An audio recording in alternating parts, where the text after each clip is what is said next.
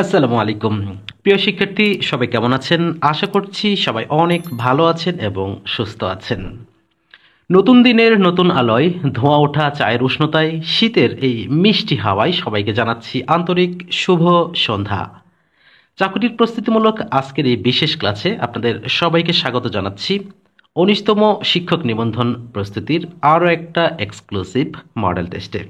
তাই আসুন জ্ঞানের উষ্ণতায় শীতের এই সন্ধ্যাটাকে আরও প্রাণবন্ত ও সুন্দর করে তুলি।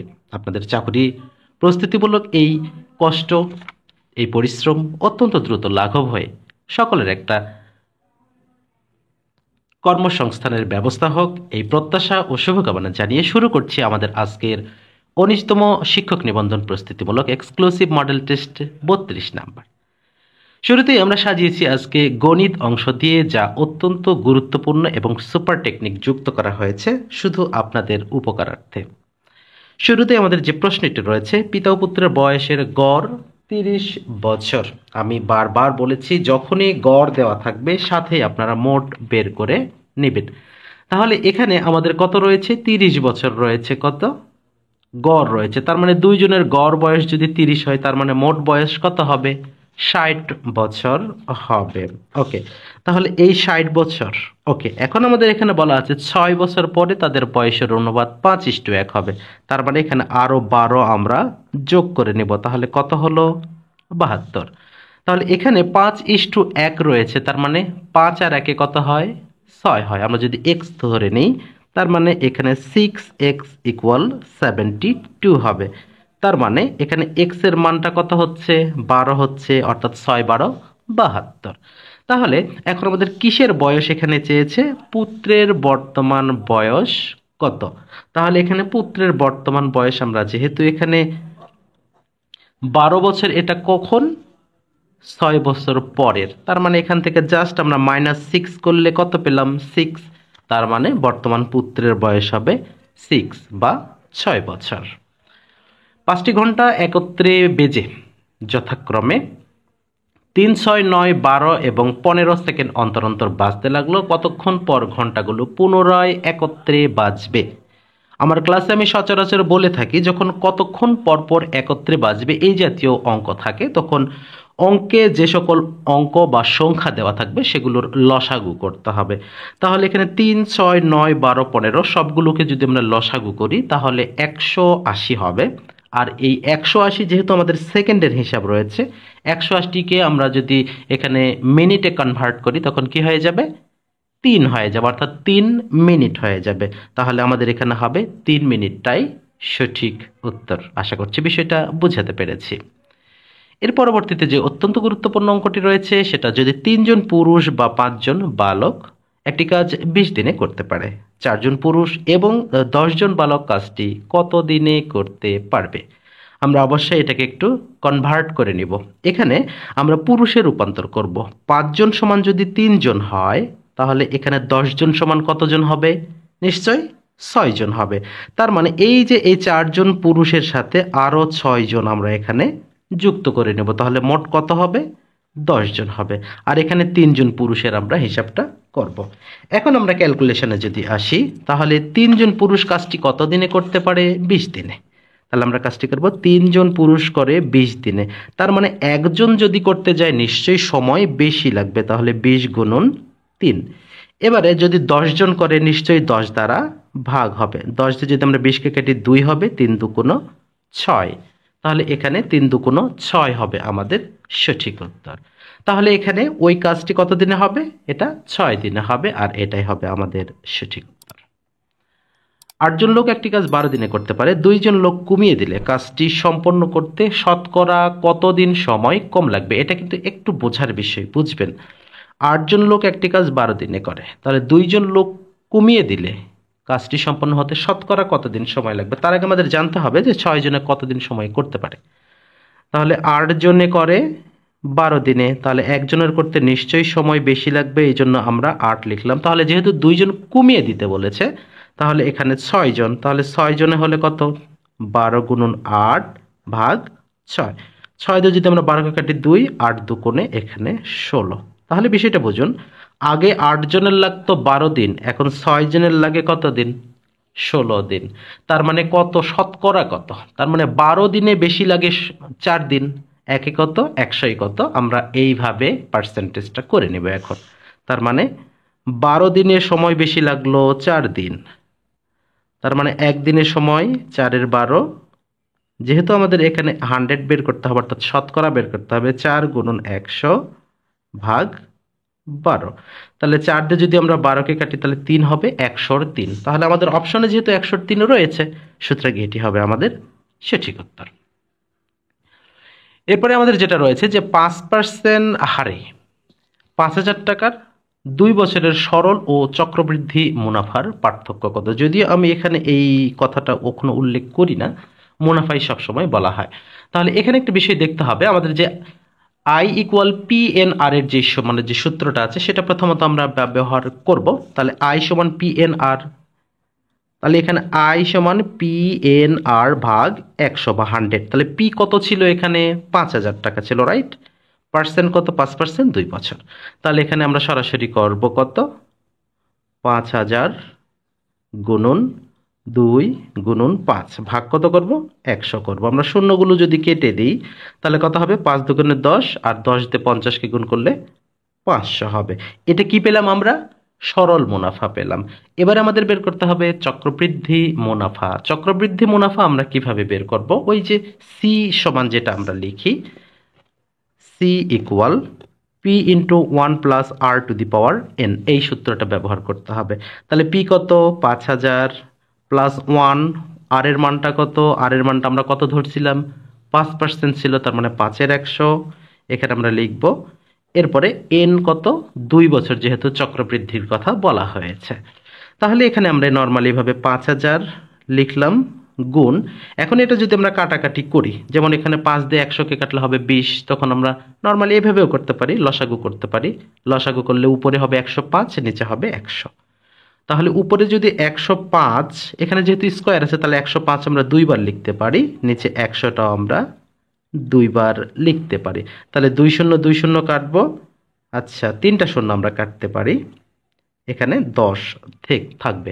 আচ্ছা, এখন ওভারঅল যদি এখানে আমরা 5 দিয়ে এখানে 10 কাটি আবার 2 হবে। ওকে, এবার 105 গুণ করতে হবে, তাকে যদি আমরা 2 দিয়ে ভাগ করি তাহলে মোটামুটি 500 সামথিং হবে। আমরা যদি একটু ক্যালকুলেশন করে দেখি যে 105 দিয়ে আমরা 2 করে গুণ করলে হবে কত? 105 গুণ করলে প্রায় 11,000 সামথিং হবে। সেটাকে যদি আমরা 2 দ্বারা ভাগ করি তাহলে 500 সামথিং কিছু একটা হবে। তাহলে আমরা এখানে যদি একটু ক্যালকুলেশন করি তাহলে হচ্ছে কত? 5,500, অ্যান্সারটা প্লিজ একটু বলতে হবে, 5,512 সামথিং। ওকে, এটা হচ্ছে আমাদের চক্রবৃদ্ধি মূলধন পেলাম। এখন কথা হলো যেটাকে সবৃদ্ধি মূল বলা হয়, এখন এখান থেকে যদি আমরা 500 বিয়োগ করি তাহলে কত পাবো আমরা? জাস্ট 500 বিয়োগ করলে, সরি 5,000 বিয়োগ করলে আমরা পাবো 512.5। তাহলে এবার আমার পার্থক্য এখানে পেলাম কত? 512, আগে পেয়েছি 500, তার মানে আমাদের ওভারঅল মিলে আমাদের 12 টাকা 50 পয়সাটা হচ্ছে পার্থক্য। এরপরে যেটি রয়েছে যে একটি দ্রব্য বিক্রয় করে বিক্রেতার 10% ক্ষতি হলো, বিক্রয় মূল্য 135 টাকা বেশি হলে বিক্রেতার 20% লাভ হতো, দ্রব্যটির ক্রয় মূল্য কত? এটা আমরা দুই ভাবে করতে পারি। আমরা এখানে যদি বলি যে একটি দ্রব্য বিক্রয় করে বিক্রেতার 10% ক্ষতি হলো, তার মানে এখানে সরাসরি আমরা হিসাবটা করেই নেব কত, সেটা যে 90 টাকা। 135 টাকা বেশি হলে বিক্রেতার 20% লাভ হতো, তার মানে এখানে কত হিসাব করব? 120 টাকা। তাহলে এই যে দুটোর পার্থক্য, এখানে 90 আর 120, এই দুটোর পার্থক্য কত সেটা এখন আমাদের এখানে লিখতে হবে। আমরা যদি একটু ক্যালকুলেশন করি তাহলে এখানে 120 মাইনাস 90, তাহলে আমাদের কত হলো? বিক্রয় মূল্য বেশি হলো কত টাকা? 30 টাকা। তাহলে 30 টাকা বিক্রয় মূল্য যখন বেশি হবে তখন ক্রয় মূল্য কত টাকা হিসাব আসবে? 100 টাকা। তাহলে 1 টাকায় হিসাব আসবে 130। এবার আমাদের অঙ্কে দেওয়া আছে কত টাকা বেশি? 135 টাকা। তাহলে এখানে 100 গুণিতক 135 ভাগ 30। তাহলে এখন আমরা এখানে শূন্য শূন্য কেটে দেব। এখন আমরা ক্যালকুলেশন যদি করি তাহলে এখানে আমাদের হবে কত? 3 দিয়ে যদি আমরা 135কে যদি আমরা 3 দ্বারা ভাগ করি তাহলে আমাদের আসবে 45 45ই তো আসার কথা না, হ্যাঁ 45 আসবে। আর 45 দিয়ে 10 গুণ করলে হবে 450। আর এই 450 টাকাটাই হচ্ছে আমাদের ক্রয় মূল্য। দুটি বৃত্তের ব্যাসার্ধের অনুপাত 3:2 হলে বৃত্তদের ক্ষেত্রফলের অনুপাত কত হবে? এটা একেবারেই ঠোঁটস্থ করে রাখবেন, জাস্ট দুটাকে স্কোয়ার করবেন, তার মানে স্কোয়ার করলে 3 স্কোয়ার 2 স্কোয়ার 9:4। 9,800 টাকা 2, 3, 4, 5 অনুপাতে ভাগ করলে বৃহত্তর এবং ক্ষুদ্রতর অংশের পার্থক্য কত হবে? প্রথম কাজ হবে এগুলো যোগ করে নিতে হবে। 3, 2, 5, 5, 10, 4, 14। তাহলে এখন 9,800কে যদি আমরা 14 দ্বারা ভাগ করি তাহলে প্রতি ভাগে পড়বে কত? প্রায় 700 টাকাই তো হয়, 700 টাকা হবে। তাহলে প্রতি ভাগে পড়লো 700 টাকা। তাহলে এখন বৃহত্তর কত? 5, ক্ষুদ্রতর কত? 2। তাহলে 5 7 3500 হচ্ছে আমাদের বৃহত্তর, আর 2 হচ্ছে 1400। ওকে, এখন আমরা যদি পার্থক্য করি তাহলে এখানে পার্থক্য হবে অনলি কত? 2100 টাকা। আর এই 2100 টাকাই হবে আমাদের রাইট অ্যান্সার। এরপরে যেটা রয়েছে লগ √3 উপরে, আচ্ছা √3 ভিত্তিক 3 log 4 2। আচ্ছা তাহলে এটা কত? তাহলে এখানে আমাদের প্রথম যে কাজটি করতে হবে, আমরা যদি সব একটু ক্যালকুলেশন করে দেখাই আপনাদের বুঝতে সুবিধা হবে।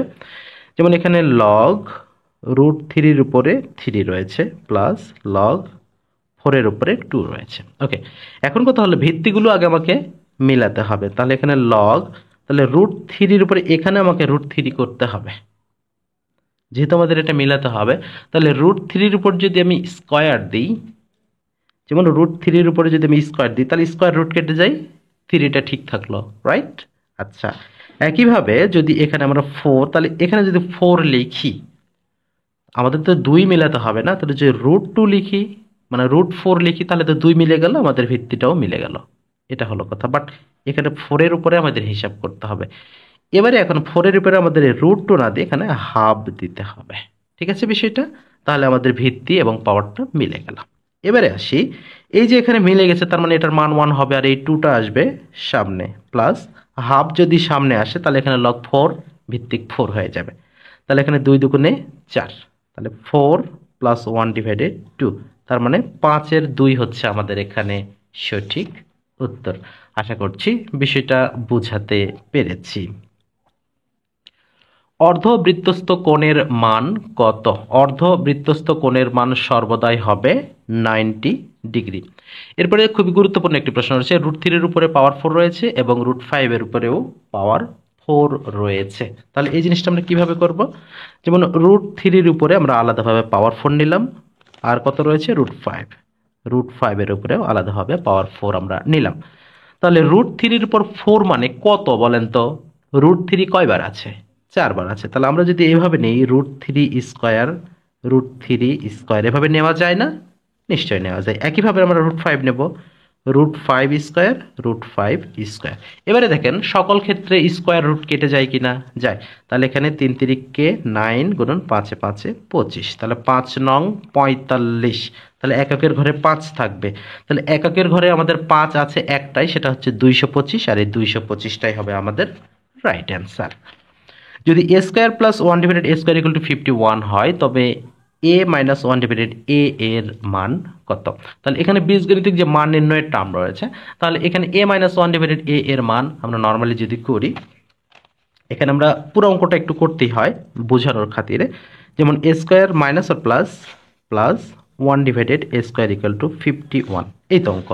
তাহলে দেখুন যেহেতু আমাদের মাইনাসের মান বের করতে হবে, নিশ্চয়ই এখানে মাইনাসের সূত্রটা আমাদের নিতে হবে। তাহলে a - 1/a total square plus 2, যেহেতু আমাদের এখানে ভগ্নাংশ আকারে রয়েছে 2 নিতে হবে, তাহলে এখানে 51। এবারে a - 1/a, এখানে একটু বুঝবেন যে আমরা এখানে +2 ওই পাশে পার করে দিলে কত হবে? -2। তাহলে 51কে -2 করলে 49 হবে। আবার এই যে এখানে স্কোয়ার আছে ওই পাশে পার করে দিলে কত হবে? 49, √49, আর √49 সমান কত? 7। তার মানে a - 1/a এর মান কত হলো? +-7 হবে, যেহেতু রুট করা হয়েছে এজন্য +-7 করতে হয়। সূচক থেকে যে অঙ্কটা রয়েছে এটা কিন্তু অত্যন্ত গুরুত্বপূর্ণ। a/b, তার উপরে x - 3 রয়েছে পাওয়ার, b/a x - 5 রয়েছে। তাহলে x এর মান এমন একটা নিতে হবে যাতে দুই পাশে সমান হয়। তাহলে আমরা নর্মালি যদি এইরকমটা চিন্তা করি, যদি আমরা এক্স এর মান হিসেবে যদি আমরা 8 নেই তাহলে এখানে মাইনাস, আচ্ছা 5 হবে, এখানে হবে 3 হবে, মিলবে না। 5 নিলেও সেম একই কথা, এখানে 2 হবে, এখানে 0 হবে, হবে না। 4 যদি নেই, ভালো করে বুঝবেন, তাহলে 4 নিলে এখানে জাস্ট 1 হবে, অর্থাৎ a ডিভাইডেড b তার উপরে পাওয়ার 1। আবার এখানে কি হবে, এখানে হয়ে যাবে তখন -1, আর -1 করতে গেলে তখন b ডিভাইডেড a উল্টে যায় a ডিভাইডেড b হয়ে যাবে। তার মানে তখন উভয় পক্ষে কিন্তু সমান হয়ে গেল। তার মানে x এর মানটাই হচ্ছে 4। x equal y divide y, আচ্ছা y to the power a y equal to z to the power b. আচ্ছা এখানে এবিসির মান কত? আচ্ছা এই অঙ্কটা এবিসির মানটা হবে 1। এখানে অঙ্কটা করানো হয়েছিল গত নিবন্ধনে, অনেকবার বোঝানো হয়েছিল, এখানে 1 হয়ে যাবে। 3টি বাহুর দৈর্ঘ্য সেন্টিমিটারে দেওয়া হলো, কোন ক্ষেত্রে ত্রিভুজ অঙ্কন করা সম্ভব? তাহলে ত্রিভুজ অঙ্কনের কিন্তু একটা নিয়ম রয়েছে, যেহেতু তাহলে তার দুটি বাহুর দৈর্ঘ্য অবশ্যই তৃতীয় বাহু অপেক্ষা বড় হবে। তাহলে এখানে দেখেন 5 2 7 এটার চেয়ে ছোট, তারপরে এখানে 4 3 7 এটার চেয়ে বড়, তার মানে এই গ নাম্বারটাই অ্যান্সার। ওকে, এরপরে রয়েছে একটি আয়তাকার ঘরের প্রস্থ তার দৈর্ঘ্যের 3/2 বা অংশ। ঘরটির পরিসীমা 40 মিটার হলে ক্ষেত্রফল কত হবে? তাহলে ক্ষেত্রফল হবে 96 মিটার। তাহলে ক্যালকুলেশনটা কি? ক্যালকুলেশনটা আমরা যদি এখানে ধরি, যেমন আমরা এখানে তো ঘরের প্রস্থ জানি না কত, ধরলাম এক্স, তাহলে তার দৈর্ঘ্য কত হবে? আচ্ছা এখানে একটি আয়তাকার ঘরের প্রস্থ তার দৈর্ঘ্যের 2/3 বা 3/2। তাহলে আমরা দৈর্ঘ্য ধরলাম এক্স, তাহলে প্রস্থ কত হবে? প্রস্থ হবে 2x ডিভাইডেড 3। এটাই তো। এখন আমাদের এখানে আমাদের কি করতে বলছে? ঘরটির পরিসীমা 40 মিটার, তার মানে কি এখানে এক্স প্লাস 2 ডিভাইডেড এক্স 3, আচ্ছা 2 ইন্টু দৈর্ঘ্য প্লাস প্রস্থ সমান 40। তাহলে এখানে x plus 2x divided 3 equal to 20 হয় কিনা? কারণ এই যে এখানে দুইটা এখানে গুণ ছিল, এ পাশে গিয়ে ভাগ করে দেওয়া হয়েছে। এবারে আমরা তাহলে 3x plus 2x divided 3 equal to 20। তাহলে এখানে 3 2 5, তাহলে 5x ইকুয়াল টু 60। তাহলে x এর মান কত বের হলো? 12 বের হলো। এখন আমাদের বলছে ক্ষেত্রফল কত মিটার? তাহলে x পেলাম, তাহলে এটাতে x পেলাম, রাইট? আচ্ছা তাহলে x এর মান পেলাম। এখন এই যে এখানে 12 বসিয়ে সেই মানটাও নিতে হবে। তাহলে x এর মান আমরা কত পাইছি? 12 পাইছি। তাহলে এখানে 2x ডিভাইডেড 3 যদি হয়, তাহলে 2 ইন্টু 12 ডিভাইডেড 3, তাহলে 3 4 12, তাহলে 4 দুগুণে 8। তাহলে এই যে দৈর্ঘ্য পেলাম 12, প্রস্থ পেলাম 8, তাহলে 8 আর 12 যদি আমরা এখন গুণ করি, 8 12 96, অর্থাৎ 96। মিলে গেছে? ওকে, এরপরে রয়েছে কি 3 two the power m equal to যদি 81 হয়, তাহলে m কিউব কত? এখানে একটু বুঝবেন যে 3 এর উপরে m রয়েছে, তাহলে 3 এর উপরে কত বসালে 81 হয়? 30। আচ্ছা 3 এর উপরে 4 বসালে আমাদের হয় 81, তার মানে এই 4টাকে আমরা কাউন্ট করব, অর্থাৎ এটা হচ্ছে m এর মান। এবারে বলছে m কিউব সমান কত? তাহলে 4 কিউব করলে কত হয়? নিশ্চয়ই 64 হয়, আর 64টাই হবে রাইট আনসার। একটা ত্রিভুজের কোণগুলোর অনুপাত হচ্ছে 2 3 4, কোণগুলোর মান কত? তাহলে 2 3 4, তাহলে 3 2 5 4 9, 9 দিয়ে অবশ্যই আমরা 180কে ভাগ করলে কত পাবো? 20 পাবো। তাহলে এখানে 20 এখানে 40 60 80, তার মানে 40 60 80টাই হচ্ছে আমাদের সঠিক উত্তর হবে, অর্থাৎ খ নাম্বার। আচ্ছা এরপরে রয়েছে যদি একটি রম্বসের কর্ণদ্বয় 4 সেমি এবং 6 সেমি হয়, তবে রম্বসের ক্ষেত্রফল কত বর্গ সেন্টিমিটার হবে? তাহলে রম্বসের কর্ণদ্বয় 4 এবং 6, তাহলে আমরা জানি রম্বসের ক্ষেত্রফল সমান কি? হাফ গুণন কর্ণদ্বয়ের গুণফল। তাহলে 4 6 24 ভাগ হাফ, সরি গুণ হাফ বা ভাগ 2 একই কথা। তাহলে এখানে 4 6 24 ভাগ 2, তার মানে 12 বর্গ centimetre. 1 minus a square plus 2ab minus b square. আচ্ছা এটা মানে 1 plus a minus b, 1 plus a plus b, এটা অনেকবার করানো হয়েছে। তাহলে 1 plus a minus b, 1 minus a plus b, এটা আছে কিনা একটু দেখতে হবে। হ্যাঁ শুরুতেই আমাদের রয়েছে, এটাই হচ্ছে সঠিক উত্তর। আচ্ছা এরপর আমাদের যেটা রয়েছে যে 4x স্কোয়ার মাইনাস 20x এর সাথে কত যোগ করলে যোগফল পূর্ণ বর্গ সংখ্যা হবে? পূর্ণ বর্গ সংখ্যা বলতে আমাদের যে a minus b total square বা a plus b total square, এটা করতে হয়। যেমন এই যে কত আছে 4x স্কোয়ার, তাহলে 4x স্কোয়ারকে আমরা 2x স্কোয়ার করলাম, আর এখানে -20x, তাহলে 2 ইন্টু 2x, তাহলে এখানে কত হলো? 2 দুগুণে 4x হলো, কিন্তু হতে হবে কত? 20, তাহলে আরও 5 প্রয়োজন, তার মানে এখানে 5 স্কোয়ার মানে 25 প্রয়োজন। তার মানে এখানে 25 যোগ করলে এটি একটি পূর্ণবর্গ সংখ্যা হবে। 70 ডিগ্রি কোণের সম্পূরক কোণ কত? আমার ক্লাস যারা করেছেন নিশ্চয়ই এতক্ষণে আপনারা এই অ্যান্সারটা পেয়ে গেছেন। সম্পূরক কোণ বানান বড়, তাই এর সম্পর্কটাও থাকবে বড়র সাথে, আর পূরক কোণ ছোট, তাই এর সম্পর্কটা থাকবে ছোটর সাথে। তার মানে এই প্রশ্নের উত্তরটি আপনাদের জন্য একটা HW থাকবে, যে 70 ডিগ্রি কোণের সম্পূরক কোণ কত, এটা আপনাদের জন্য একটা HW। আপনারা কে কোথায় থেকে যুক্ত রয়েছেন অবশ্যই আমাদের কমেন্ট সেকশনে জানাতে ভুলবেন না। আমাদের গত ক্লাসে যারা কমেন্ট করেছেন, স্পেশালি আমি প্রথমে বলে রাখতে চাই, গত ক্লাসে এবং অন্যান্য ক্লাসের ভিডিওতে একজন বিশেষ চ্যানেল, এটা কোনো ব্যক্তি নয়, কোনো একটা চ্যানেল থেকে প্রচুর পরিমাণে বাজে কমেন্ট করা হয়েছিল। আমরা যখন ক্লাস নিই অনাকাঙ্ক্ষিতভাবে 2-1টা ভুল হয়ে যায়, এটাকে উনি প্রচুর পরিমাণে হাইলাইট করেছেন এবং অনেক বাজে কথা, বাজে কমেন্টও করেছেন, যেটা নিতান্তই অনাকাঙ্ক্ষিত এবং আমার কাছে খুব খারাপ লেগেছে। যাই হোক, আসাদুর রহমান লিখেছেন প্রতিদিন 10টা করে গণিত ক্লাস চাই, এটা সম্ভব না, আমরা একেবারে অতিরিক্ত প্রেশারে মারাই যেতে পারি। আচ্ছা, কবির আহমেদ লিখেছেন ঢাকা থেকে, বরকত ঝিনাইদহ থেকে, জয়দেব ঠাকুরগা থেকে, জনি এবং তামিম লিখেছেন ভেড়ামারা কুষ্টিয়া থেকে, গোলাম রব্বানী মান্দা নওগাঁ থেকে, জান্নাতুল মাওয়া কলি লিখেছেন কেমন আছেন স্যার? আলহামদুলিল্লাহ ভালো আছি। রাইহান হোসেন নওগাঁ থেকে লিখেছেন। ইসরাফিল আহমেদ লিখেছেন সুন্দর আয়োজন, আপনাকে অনেক ধন্যবাদ ইসরাফিল ভাইয়া। রোমানা ময়মনসিংহ থেকে, সুরাইয়া নাটোর থেকে, হবিগঞ্জ থেকে যুক্ত রয়েছেন তামান্না। আর একজন লিখেছেন যে আপনার দেওয়া সাজেশনটি হাতে পেয়েছি, আপনাকে অসংখ্য ধন্যবাদ, সাজেশনটি ভালোভাবে পড়বেন, ইনশাল্লাহ ভালো একটা ফলাফল পেয়ে যাবেন। আকলিমা খাতুন লিখেছেন সুন্দর ভিডিও দেওয়ার জন্য অসংখ্য ধন্যবাদ, আপনাকেও ধন্যবাদ আমাদের সাথে থাকার জন্য। বরিশাল থেকে লিখেছেন জুলি, পাবনা থেকে লিখেছেন রাজিয়া সুলতানা, কিশোরগঞ্জ থেকে মন্নিধর, স্বপ্নের রাতিকা লিখেছেন ভাইয়া কেমন আছেন? বিজি ছিলাম তাই 15টি ক্লাস মিস করেছি। ক্লাস তো মিস করা যাবে না ভাই, অবশ্যই পড়তে হবে। মৌলভীবাজার থেকে যুক্ত রয়েছেন রোকাইয়া, পাবনা থেকে শাহাদাত, বৃষ্টি লিখেছেন রংপুর থেকে, এবং সর্বশেষ আমাদের কক্সবাজার থেকে লিখেছেন জ্যোৎস্না খাতুন। এবিসিডি চতুর্ভুজে এবি লম্ব সিডি এবং এসি সমান বিডি, এ কোণ যদি 90 ডিগ্রি হয় তাহলে সঠিক চতুর্ভুজ কোণটি হবে। তাহলে বোঝেন এবি লম্ব সিডি এসি সমান বিডি, তার মানে আয়তক্ষেত্র ছাড়া সম্ভবই না। তারপর তো আবার এখানে 90 ডিগ্রি রয়েইছে, তার মানে এটা নিশ্চয়ই হবে আয়তক্ষেত্র। আমি যখন ক্লাসগুলো নেই তখন অনেক সময় বলে থাকি যে যখন দেখবেন যে লসাগু আছে তখন বুঝবেন হ্যাঁ কোশ্চেনটা কোনো খুব এক সুবিধাজনক মানুষ করে নাই, কারণ গসাগু হলে চট করে হয়ে যায়, যেমন আপা চট করে আসতে চায় এরকম চট করে হয়ে যায়, বাট লসাগু হলে কিন্তু একটা ঝামেলা থেকেই যায়।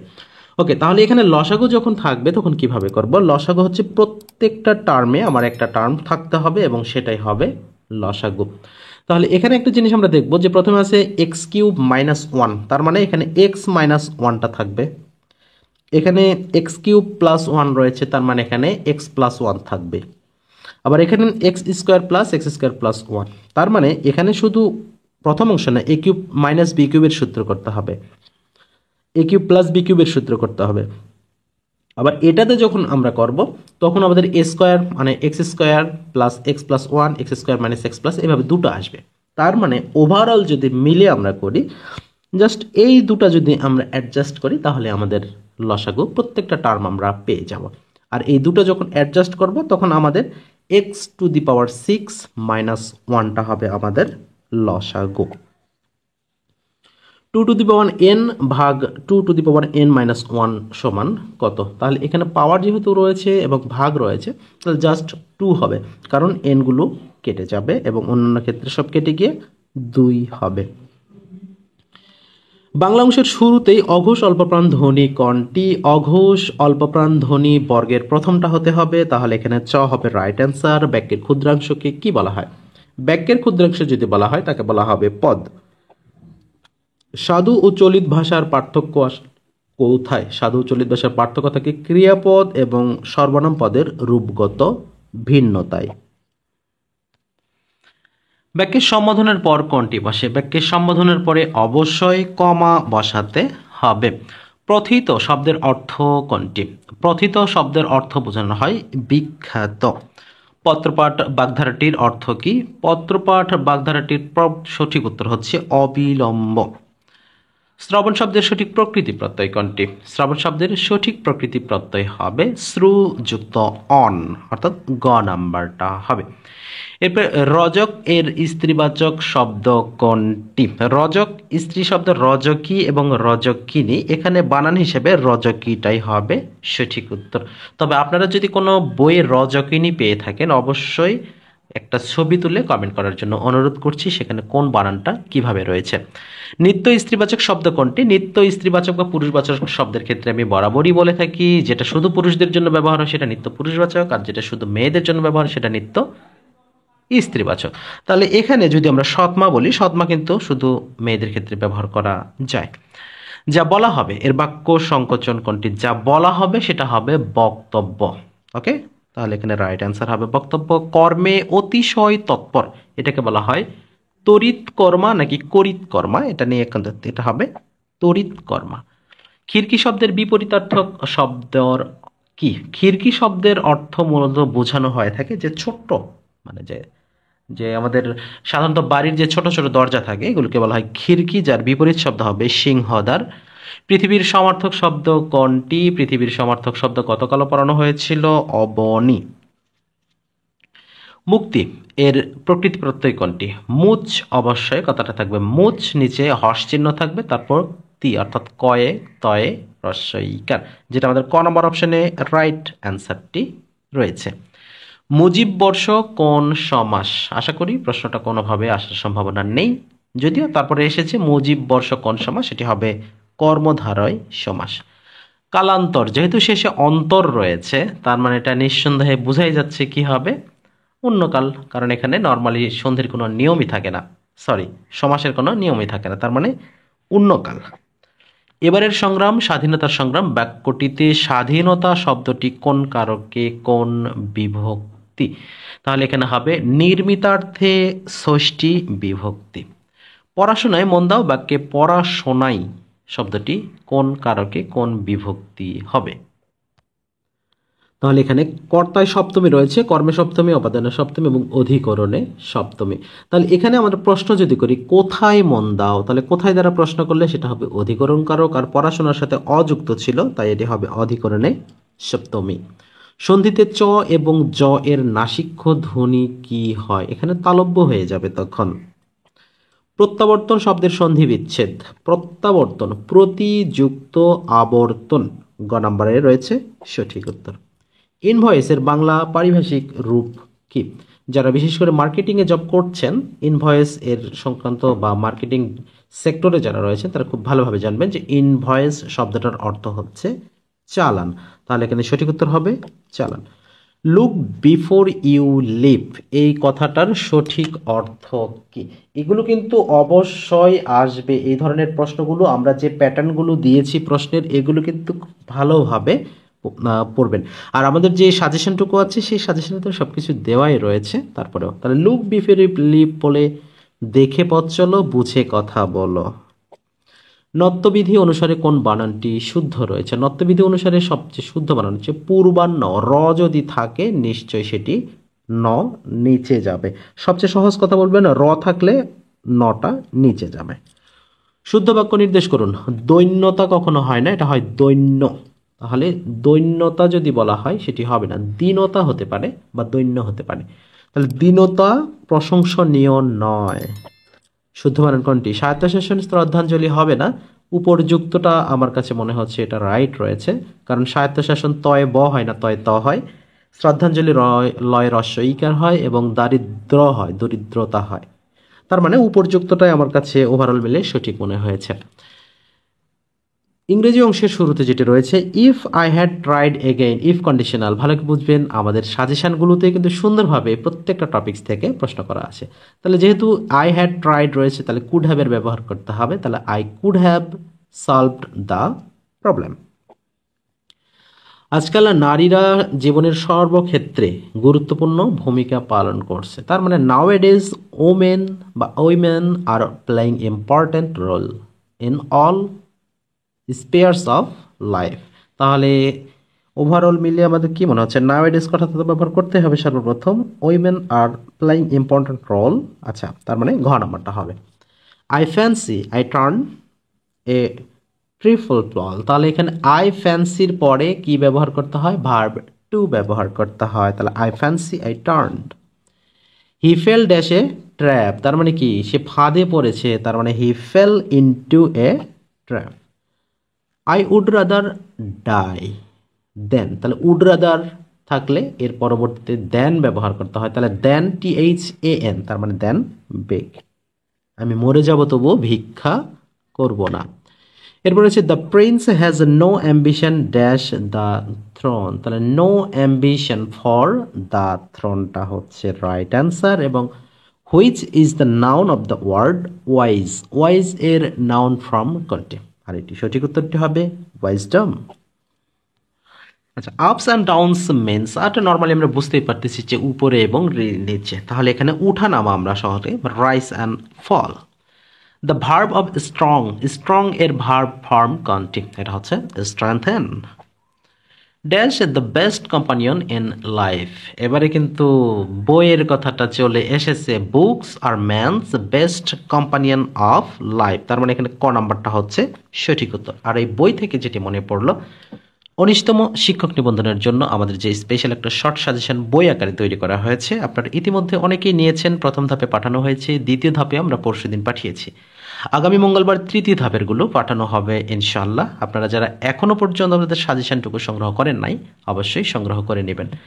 আমরা আমাদের সাজেশনটুকুতে প্রথম অংশে মডেল টেস্ট আকারে বাংলা, ইংরেজি, গণিত এবং সাধারণ জ্ঞান যুক্ত করেছি, এবং দ্বিতীয় অংশে গণিত আলাদা করে প্রত্যেকটা টপিকস থেকে 4 থেকে 5টি করে অঙ্ক আমরা শর্ট টেকনিক এবং ব্যাখ্যা সহ বিশ্লেষণ করে বুঝিয়েছি।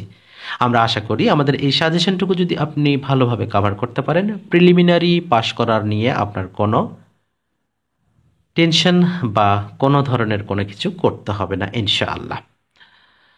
বিস্তারিত আমাদের ডেসক্রিপশনে দেওয়া রয়েছে, অবশ্যই সেই নাম্বারে হোয়াটসঅ্যাপে যোগাযোগ করলে আপনারা খুব সহজে এটি নিতে পারবেন। 61 নম্বরে যেটি বলা রয়েছে, তিনি সৎ লোক ছিলেন, তাই না? তার মানে এখানে তাই না কথাটা সে রয়েছে, তার মানে ওয়াজন্ট হি, তার মানে he was an honest man, wasn't he, তাহলে এটা হবে right answer. The synonym of incredible, incredible মানে অবিশ্বাস্য। যারা বাংলাদেশের খেলা দেখে থাকেন, বিশেষ করে ক্রিকেট খেলা, এবং যদি আতাহার আলী খান যদি ভাষ্যকারে থাকে, তাহলে তিনি দুইটা কথা সবচেয়ে বেশি ব্যবহার করেন, আনবিলিভেবল এবং ইনক্রেডিবল শট। তাহলে ইনক্রেডিবল এবং আনবিলিভেবল দুটি কিন্তু সিনোনিম। দ্য অ্যান্টিনিম অফ অনারেরি, অনারেরি মানে কি? অবৈতনিক। তার মানে অবৈতনিক মানে কি? বেতন ছাড়া। তার বিপরীত কি হবে? বেতন ভুক্ত, তার মানে হবে salaried. To end in smoke means, to end in smoke মানে কি? ব্যর্থতায় পর্যবসিত হওয়া, মানে যেখানে হাত দেয় সেখানে ব্যর্থ, কোনো কাজেরই হয় না। তার মানে to come to nothing. Kalam is as strong as Salam, এটাকে কম্পারেটিভ করতে হবে। গতকালে মনে হয় আমরা কম্পারেটিভটাকে একটা করেছিলাম, তাহলে এখানে সালাম ইজ নট স্ট্রঙ্গার দেন সালাম না কালাম। ওকে, তাহলে সালাম ইজ নট স্ট্রঙ্গার দেন কালাম, এটা হবে রাইট অ্যান্সার। তার মানে ক নাম্বারটাই সঠিক। দ্য সিনোনিম অফ প্রিউডেন্ট, এর শর্ট মানে যে আমরা যদি বাংলা অর্থটা করি তাহলে হবে বিচক্ষণ অথবা অন্তর্দৃষ্টি সম্পন্ন। আমরা যদি আমরা একটু অনেককে আমরা যারা হুজুর কোয়ালিটি রয়েছে বলে আমরা কি বলি তাদেরকে, যে অনেক ভালো ব্যক্তি বা জান্নিয়ালা ব্যক্তি, কথায় কথা আমরা এরকম বলি। তা এইটা হচ্ছে যে এই প্রিডেন্ট, তার মানে এখানে হবে যে ইনসাইটফুল মানে অন্তর্দৃষ্টি সম্পন্ন। তাহলে উইদাউট ওয়ার্কিং হার্ড, কঠোর পরিশ্রম ছাড়া ইউ ক্যান নট সাকসিড, তুমি সফলতা লাভ করতে পারবে না। তার মানে এখানে যদি আমরা কম্পাউন্ড করি তাহলে ওয়ার্ক হার্ড, যেহেতু কম্পাউন্ড আছে অর অ্যান্ড নট এগুলো ব্যবহার করতে হবে, তাহলে অর যুক্ত যেটা রয়েছে সেটাই হবে সঠিক উত্তর। তার মানে work hard or you can not succeed, কঠোর পরিশ্রম করো নতুবা তুমি সফল হতে পারবে না। Over flooding is one of the roast problem in our country, এটাকে পজিটিভ করতে হবে। তাহলে ওয়ান অফ দ্য রয়েছে কিনা, তার মানে অবশ্যই এখানে মোস্ট আদারের ব্যবহার বা পজিটিভ চেয়েছে না, আচ্ছা সরি, তাহলে ভেরি ফিউ এর ব্যবহার করতে হবে। তাহলে very few problems in our country are as bad as over flooding, তার মানে এখানে গ নাম্বারটায় আমরা অ্যান্সার সঠিক করছি। What can not be cured must be endured, এটাকে অ্যাক্টিভ যদি করা হয় তাহলে সঠিক উত্তরটি কোনটি হবে? তাহলে আমাদের এখানে must be endure we care বা we can not cure, what we must endure, এই দুটোর কোনোটি হচ্ছে না। আমরা যদি গ নাম্বার দেখি, we must endure what we can not cure, তাহলে এটা হবে রাইট অ্যান্সার।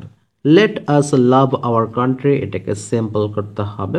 তাহলে এটাকে আমরা যদি সিম্পল করি তাহলে হবে we should love our country. এরপর রয়েছে noun form of the word comfortable, তাহলে কমফোর্টেবলের নাউন হবে কোনটি? Comfort. I look forward to receive a letter from you, আমাদের রাইট ফর্ম অফ ভার্বসের পুরো একটা ক্লাসে এই সকল নিয়মগুলো শেখানো হয়েছে যে look forward to, use to, would you মাইন্ডের পরে আইএনজি যুক্ত ভার্ব নিতে হবে। তাহলে আই লুক ফরওয়ার্ড টু রিসিভিংটা হবে right answer.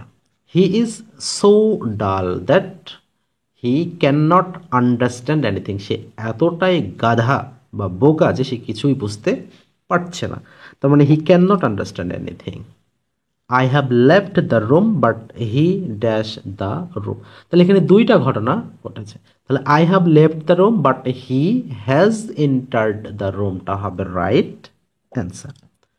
The man is dash his son's fault, তাহলে the man is blind to, এখানে ব্লাইন্ড টু যে নিজের ছেলেপেলের, blind to his son's fault যে নিজের ছেলের দোষ কখনো খুঁজে পায় না, এরকম অসংখ্য ব্যক্তি আমাদের চারপাশে রয়েছে। ওকে, বাংলাদেশের একমাত্র পাহাড়ি দ্বীপ কোনটি? গুরুত্বপূর্ণ প্রশ্ন। বাংলাদেশের একমাত্র পাহাড়ি দ্বীপ হবে মহেশখালী। বাংলাদেশের যে জেলায় সবচেয়ে বেশি চা বাগান রয়েছে সেটা তো সিলেট, আর যেহেতু সিলেট অপশনে নাই তাহলে অবশ্যই হবে আমাদের, আচ্ছা সিলেট না কেন, মৌলভীবাজার। সিলেট হচ্ছে বিভাগ, জেলা হচ্ছে মৌলভীবাজার। ভাষা শহীদদের মধ্যে বিশ্ববিদ্যালয়ের ছাত্র ছিলেন কে? আচ্ছা, আমাদের এখানে মোটামুটি দেখেন যে আমরা যে সকলেই অপশন রয়েছে, আর এটা দেখি তো আমরা বলি হ্যাঁ সালাম, বরকত, রফিক সবাই ছিল, বাট আবুল বরকত কিন্তু তিনি ঢাকা বিশ্ববিদ্যালয়ের ছিলেন না, এই জিনিসটা মাথায় রাখতে হবে। তাহলে এখানে আবুল বরকত তিনি ঢাকা বিশ্ববিদ্যালয়ের ছাত্র ছিলেন, বাকিগুলো অন্যান্য। বাংলাদেশের প্রথম ডিজিটাল জেলা কোনটি? প্রথম ডিজিটাল জেলা হিসেবে খ্যাতি পেয়েছে যশোর। স্বাধীনতা ও মুক্তিযুদ্ধ পুরস্কার 2020 কে লাভ করেছিলেন? এটা খুব সম্ভবত আজিজুর রহমান, আমার সঠিক জানা নেই, বাট আজিজুর রহমানটাই আমি অ্যান্সারটা করলাম। যদি আপনাদের সঠিকটা জানা থাকে অবশ্যই নেবেন, তবে আমার কাছে যতটুকু মনে আছে এটি আজিজুর রহমান হবে। বঙ্গবন্ধু উপাধি দেওয়া হয় কবে? বঙ্গবন্ধু উপাধি দেওয়া হয়েছিল 23 মার্চ 1969। 23 ফেব্রুয়ারি, ও হ্যাঁ 23 ফেব্রুয়ারি 1969। সবার জন্য শিক্ষা স্লোগানটি বাংলাদেশে প্রচলিত কোন মুদ্রা বহন করে? সবার জন্য শিক্ষা, এটি বাংলাদেশের যে 2 টাকার নোট রয়েছে এবং কয়েন রয়েছে দুটাতেই কিন্তু দেওয়া রয়েছে। চাকমা জনগোষ্ঠী লোকসংখ্যা সর্বাধিক কোথায়? চাকমা জনগোষ্ঠী সবচেয়ে বেশি রয়েছে রাঙ্গামাটি জেলায়। মিয়ানমারের বিরুদ্ধে রোহিঙ্গাদের উপর গণহত্যা চালানোর অভিযোগে আইসিজেতে মামলা করেছেন কে? এটি মামলা করেছিলেন গাম্বিয়া। রাশিয়া ইউক্রেনের সামরিক অভিযান শুরু করেছিলেন 24 ফেব্রুয়ারি 2022। বিশ্ব বাণিজ্য সংস্থা WTO এর সদস্য সংখ্যা কত? এই সদস্য সংখ্যা হবে 164টি, তবে অবশ্যই সর্বশেষ আপডেট যেটা থাকবে সেটা অবশ্যই পড়ে যাবেন। কিয়েভ কোন দেশের রাজধানী? এটা তো বোঝাই যাচ্ছে ইউক্রেন। অ্যান্তনিও গুতেরেস জাতিসংঘের কততম মহাসচিব? তিনি 9ম মহাসচিব। ইংল্যান্ডের বর্তমানে প্রধানমন্ত্রী কে? যেহেতু আমাদের প্রদত্ত অপশনগুলোর মধ্যে ইংল্যান্ডের বর্তমান প্রধানমন্ত্রীর নাম নেই, ইংল্যান্ডের বর্তমান প্রধানমন্ত্রী খুব সম্ভবত স্টারমার বা এই জাতীয় একটা নাম, আমার অতটা উচ্চারণ করতেই পারি না। ওকে, তার নাম হচ্ছে কেয়ার স্টারমার। ওকে, গোবি মরুভূমি কোন মহাদেশে অবস্থিত? গোবি মরুভূমি এটি আমাদের এশিয়া মহাদেশে নাকি ইউরোপে? কোথায় অবস্থিত? অবশ্যই এশিয়া মহাদেশের মঙ্গোলিয়ায় অবস্থিত। বাংলাদেশের সর্বপ্রথম ইন্টারনেট চালু হয় কবে? এটি ইন্টারনেট চালু হয় আমরা যদি বলি এখানে দুইভাবে মনে রাখবেন যে ইন্টারনেট চালু হয় কবে। এই প্রশ্নের উত্তরটা যে কোনোভাবে আমরা কিন্তু ভুল করানো যেতে পারে। ইন্টারনেট চালু হয় যদি বলি ওভারঅল মিলে ইন্টারনেট চালু হয় 1969 সালে। বাংলাদেশে ইন্টারনেট চালু হয় কবে? 1995 সালে। ইন্টারনেট সবার জন্য উন্মুক্ত করা হয় কখন? 1996 সালে। তাহলে এটার অ্যান্সার কোনটা হবে একটু বলুন তো? এটার অ্যান্সার করাটা কিন্তু একটু রিস্কি, কারণ এটা ইন্টারনেট সিস্টেম চালু হয়েছিল 1995 সালে, আর সবার জন্য উন্মুক্ত হয় 1996 সালে। কচু শাকে বিশেষভাবে যে মূল্যবান উপাদান রয়েছে সেটি হচ্ছে লৌহ। ক্যান্সার সংক্রান্ত বিদ্যাকে কি বলা হয়? ক্যান্সার সংক্রান্ত বিদ্যাকে বলা হয় অঙ্কোলজি। জাতিসংঘের পরিবেশ কর্মসূচি অর্থাৎ ইউএনইপি এর সদর দপ্তর কোথায় অবস্থিত? এর সদর দপ্তর অবস্থিত নাইরোবিতে। একটা প্রশ্ন, আপনারা কেউ কি জানেন যে কেনিয়ার মতো একটা বিধ্বস্ত অনুন্নত একটা দেশে কেন এই পরিবেশ কর্মসূচির সদর দপ্তর হলো? আপনারা কেউ কি জানেন? যদি না জেনে থাকেন আপনাদের জন্য একটু বলে রাখি যে প্রাচীনকালে বা তৎকালীন সময়ে মনে করা হতো যে পরিবেশ দূষণ করার জন্য দায়ী হচ্ছে অনুন্নত দেশগুলো, এই জন্যই কেনিয়ার মতো জায়গাতে এটি সদর দপ্তর স্থাপন করা হয়েছিল। তবে পরবর্তীতে আবহাওয়া বিশেষজ্ঞরা বিভিন্ন উপাদান মানে ক্ষতিকর উপাদান যখন আবিষ্কার করতে পারলো যে এসবের দ্বারা পরিবেশ ক্ষতিগ্রস্ত হচ্ছে, তখন দেখা গেল যে ম্যাক্সিমাম উন্নত দেশগুলো থেকে এ সকল অর্থাৎ কার্বন নির্গত হয়। এটাই হচ্ছে মেইন ফ্যাক্ট। ওকে, শর্করা জাতীয় খাবার যে কাজে ব্যবহার করা হয় তা হচ্ছে দেহের প্রয়োজনীয় তাপ উৎপন্ন করা। দৃষ্টিহীনদের জন্য আবিষ্কৃত বাংলা সফটওয়্যারের নাম কি? এটা হচ্ছে আইসাইট। বৈদ্যুতিক সংযোগ বিচ্ছিন্ন হলে কোন মেমোরি থেকে তথ্য চলে যায়? এটা হচ্ছে র্যাম থেকে সমস্ত তথ্য চলে যাবে, এটাকে বলা হয় ভলাটাইল মেমোরি। বিশ্ব স্বাস্থ্য সংস্থা করোনা ভাইরাসের দাপ্তরিক নাম কি দিয়েছিল? আচ্ছা, করোনা ভাইরাসের দাপ্তরিক নাম দিয়েছিল নভেল করোনা ভাইরাস বা কোভিড-19 বিভিন্নভাবে। তবে এটার দাপ্তরিক নাম যদি আমরা বলি আমরা বলবো কোভিড-19। আর যদি বলি যে কি হিসেবে উল্লেখ করা হয়েছে করোনা ভাইরাসকে, তখন আমরা বলবো যে সার্স CoV-1, অর্থাৎ এটি উল্লেখ করেছিলেন যে international committee on taxonomy of viruses বা এই জাতীয় কেউ যে এটার নামকরণ করেছিলেন। তবে দাপ্তরিক নাম হবে কোভিড-19। কোন হরমোনের অভাবে গলগণ্ড রোগের সৃষ্টি হয়ে থাকে? সবচেয়ে বেশি আমরা প্রাচীনকালে যেটি দেখেছি, আচ্ছা, গলগণ্ড রোগের সৃষ্টি হয় সেটি হচ্ছে থাইরক্সিনের অভাবে। GIS, জিওগ্রাফিক্যাল ইনফরমেশন সিস্টেম, এটাই হচ্ছে রাইট অ্যান্সার। তার মানে ক নাম্বার। প্রিয় শিক্ষার্থী, আপনারা যে যেখান থেকে আজকে আমাদের এই গুরুত্বপূর্ণ ক্লাসে যুক্ত ছিলেন সবাইকে অসংখ্য ধন্যবাদ জানিয়ে আজকে ভিডিওটি এখানে শেষ করছি। আল্লাহ পাক আপনাদের সবাইকে অনেক ভালো রাখুন, সুস্থ রাখুন, সেই প্রত্যাশা এবং শুভকামনা জানিয়ে আজকের মতো বিদায় নিচ্ছি। দেখা হচ্ছে আগামীকাল আরও একটা নতুন ভিডিওতে। সে পর্যন্ত আল্লাহ পাক আপনাদের সবাইকে অনেক ভালো রাখুন, সুস্থ রাখুন, এই শুভকামনায় আজকের মতো বিদায় নিচ্ছি। আল্লাহ হাফেজ।